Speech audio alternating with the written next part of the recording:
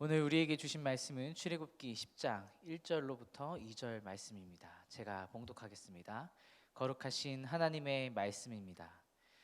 여호와께서 모세에게 이르시되 바로에게 들어가라. 내가 그의 마음과 그의 신하들의 마음을 완강하게 함은 나의 표징을 그들 중에 보이기 위함이며 내게 내가 애굽에서 행한 일들 곧 내가 그들 가운데서 행한 표징을 내 아들과 내 자손의 귀에 전하기 위함이라. 너희는 내가 여호와인 줄 알리라. 아멘. 오늘 말씀을 통해 하나님과 더 깊이 한 걸음 더 나아가는 저와 여러분들에게 소망합니다. 사회학 용어 중에 레질리언스라는 말이 있습니다. 회복 탄력성이라는 말인데 쉽게 다가오지 않는 말일 것 같습니다. 회복 탄력성. 쉽게 용수철을 생각하시면 이해가 쉬울 것 같습니다. 용수철을 누르면 다시 원래의 모습으로 돌아오려는 습성이 있죠. 이 회복 탄력성이라는 말은 이런 것입니다. 크고 작은 다양한 역경과 실패를 경험 삼아서 다시 도약할 수 있는 마음의 힘. 이것이 바로 회복 탄력성입니다. 신앙에서도 이 용어가 사용될 수 있습니다. 바로 영적 회복 탄력성이라는 말로 신앙의 열심과 열정이 사그러지더라도 다시 회복할 수 있는 힘이라는 것이죠. 이 말씀을 드리는 이유는 바로 우리가 신앙생활을 하다 보면 원치 않는 상황과 환경에 놓이게 될 때도 있고 문제에 부딪혔을 때 또는 나의 죄 때문에 신앙적으로 쓰러질 때 하나님을 잊어버렸을 때 우리는 어떻게 그 쓰러진 자리에서 다시 일어서서 믿음을 지키면서 살아갈 수 있는가? 이것에 대한 해답을 찾기 위함입니다. 저는 오늘 말씀을 묵상하면서 이런 생각이 들었습니다. 하나님은 왜 바로의 마음을 강팍하게, 오늘 1절에는 완강하게라고 표현되어 있는데 왜 그렇게 내버려 두셨을까? 그 이후에 이어지는 말씀을 살펴보면 나의 표징을 그들 중에 보이기 위함이고 이 일을 행하신 분이 여호와 하나님이시다라는 것을 알리기 위함이시다, 이렇게 기록이 되어 있습니다. 오늘까지 이어지는 말씀을 쭉 읽다 보면 바로와 그 신하들은 하나님을 인정하지 않는 어리석음으로 인해서 첫 번째 재앙인 피 재앙으로부터 우박 재앙에 이르기까지 이 7가지 재앙을 당하고도 여전히 완강한 상태에 머물러 있음을 볼 수 있습니다. 하나님께서는 회개할 줄 모르고 악행을 거듭하는 바로와 그의 신하들을 권면하지 않으시고 오히려 생명과 구원의 길에서 떠난 상태로 그대로 내버려 두시고 영원히 회복할 수 없는 멸망의 길에 빠지도록 하십니다. 제가 처음에 회복 탄력성이라는 용어를 말씀드렸는데 성경을 읽다 보면 범죄하고 심판받고 그러다가 다시 구원받는 이러한 패턴이 자주 나타난다는 것을 볼 수가 있습니다. 그런데 이것은 성경에만 나타나는 일이 아니라 우리의 삶 속에서도 마찬가지라는 것이죠. 은혜를 받고 또 열정과 열심이 있다가도 어느 순간에 그러한 마음이 사라지고 하나님과 멀어지고 또 세상과 가까워지고 그러다가 다시 또 은혜를 받아서 하나님께 가까워지고 또 다시 멀어지고 이러한 패턴이 반복되면서 살아간다는 것을 우리가 볼 수 있습니다. 그런데 중요한 것은 이러한 반복된 패턴 속에서 우리의 신앙은 어떠한 방향으로 조금씩 흘러가고 있다는 것을 발견하게 됩니다. 마치 우리가 파도가 치는 모래사장에 서 있을 때 분명히 처음에는 내가 같은 자리에 서 있다고 생각했지만 계속 밀려오는 파도 속에 이 파도 때문에 조금씩 다른 자리로 밀려나가는 것을 발견하게 됩니다. 신앙생활도 마찬가지라는 것이죠. 반복된 패턴과 이러한 반복된 패턴 속에서 우리의 자리가 조금씩 움직이고 있다는 것을 발견할 수 있습니다. 내가 하나님께 조금 더 가까이 왔구나, 뒤돌아보니 이만큼 가까이 왔구나라고 느끼기도 하지만 오히려 하나님을 잊어버리고 잃어버리고 인정하지 않고 멀어지고 세상과 가까이 있는 그런 모습들을 발견하기도 합니다. 애굽의 바로의 모습은 어떠했습니까?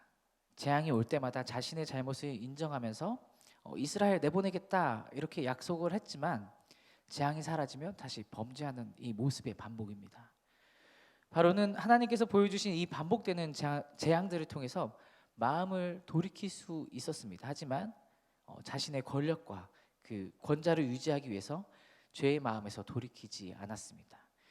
1절 후반부에 이렇게 기록되어 있습니다. 내가 그의 마음과 그의 신하들의 마음을 완강하게 함은 나의 표징을 그들 중에 보이기 위함이며, 그들의 마음에 하나님의 살아계심을 인정하도록 표징을 보여주셨습니다. 그러나 그들은 하나님을 인정하지 않았습니다. 오히려 더 완악해지고 하나님으로부터 멀어졌습니다. 우리는 이러한 이들의 결말을 잘 알고 있습니다. 바로 멸망의 길이라는 것이죠. 오늘 본문 10장 2절 후반부를 살펴보면 이 표징을 내 아들과 내 자손의 귀에 전하게 하려 함이라 너희가 나를 여호와인 줄 알리라 라고 이렇게 기록되어 있습니다. 여기서 내 아들과 내 자손이라는 표현은 이스라엘 백성들만을 가리키는 말이 아닙니다. 오늘날을 살아가는 우리에게도 포함되는 말인데, 영적인 의미로서 하나님께 택함을 받은 모든 성도들을 가리킨다고 볼 수 있습니다. 애굽에 내리신 재앙들, 이 기록된 말씀들을 통해서 구약의 이스라엘 민족뿐만 아니라 신약 시대에 오늘을 살아가는 우리에게까지도 하나님의 위대하심과 전지전능하심, 그리고 유일하신 참 하나님이심을 깨달아야 한다고 말씀하고 계신 거죠. 오늘날 우리에게는 하나님의 살아계심을 인정하도록 기록된 성경 말씀으로 보여주고 말씀하고 계십니다. 사랑하는 여러분, 유일하신 참 하나님을 깨닫는 방법, 반복된 죄의 모습으로부터 다시 하나님으로부터 돌아오는 방법, 이 영적 회복 탄력성을 유지하는 방법은 다른 방법이 없습니다.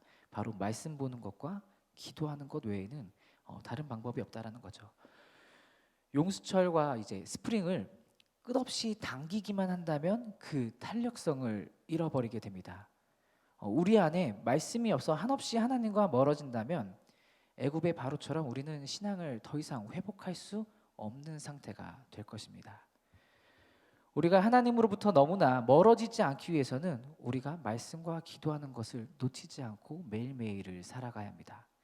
때로는 우리는 넘어지기도 하고 쓰러지기도 합니다. 그런데 중요한 것은 말씀과 기도로 다시 우리가 일어설 수 있고, 그로 인해서 이전보다 더 하나님께로 더 가까이 나아갈 수 있음을 기억해야 합니다.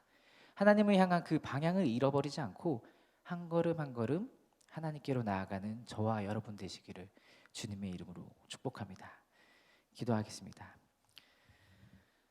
하나님 감사합니다. 오늘 말씀을 통해 우리의 신앙을 점검해 봅니다. 하나님, 바로가 하나님의 표징을 보았으나 완강하여서 하나님으로부터 멀어졌습니다. 우리 또한 거룩하신 하나님의 말씀을 읽었으나 하나님으로부터 멀어질 때가 있었음을 회개합니다. 그러나 다시 이제는 말씀으로 일어나서 하나님 앞으로 가까이 나아갈 수 있도록 도와주옵소서. 말씀과 기도로 하나님과의 관계를 회복하여서 조금이라도 이전보다 더 하나님 곁으로 가까이 나아가는 우리 모든 말씀상 공동체가 되게 하여 주옵소서. 감사합니다. 예수 그리스도의 이름으로 기도드립니다. 아멘. 함께 다음과 같은 기도 제목을 가지고 기도하도록 하겠습니다. 지금 들은 말씀이 내 삶으로 이어지게 하옵소서. 심장병 환자 미카엘을 회복시키시고 모든 치료 과정 가운데서 함께하여 주옵소서. 말씀 묵상이 기름이다라는 표현을 붙잡고 이를 위해 진행되는 훈련들을 통해 최선을 다해 말씀 묵상에 힘쓰는 말씀상 공동체가 되게 하옵소서. 우리 교회의 다음 세대들을 축복하시고 예수님처럼 영과 육이 말씀으로 자라나며 우리 교회의 기둥으로 자라나게 하옵소서. 일본 단기 선교팀의 사역을 축복하시고 걸음이 닿는 곳마다 예수 그리스도의 복음이 전파되게 하옵소서. 육체의 질병과 마음의 질병으로 고통받는 성도들에게 회복의 은혜와 평안의 은혜를 베풀어 주옵소서. 지금 읽으신 공동 기도 제목과 가지고 나오신 개인의 기도 제목을 함께 기도하시다가 삶의 자리로 나아가겠습니다. 함께 기도하겠습니다. 하나님 감사합니다. 오늘 말씀과 기도로 하나님 앞에 나아갑니다. 여호와 하나님만이 전지전능하시고 유일하신 참 하나님이심을 우리가 믿고 신뢰하면서 오늘을 살아갈 수 있는 우리가 되게 하여 주옵소서. 상황과 환경에 휩싸여서 문제에 휘둘려서 죄에 쓰러질 때도 있지만 우리를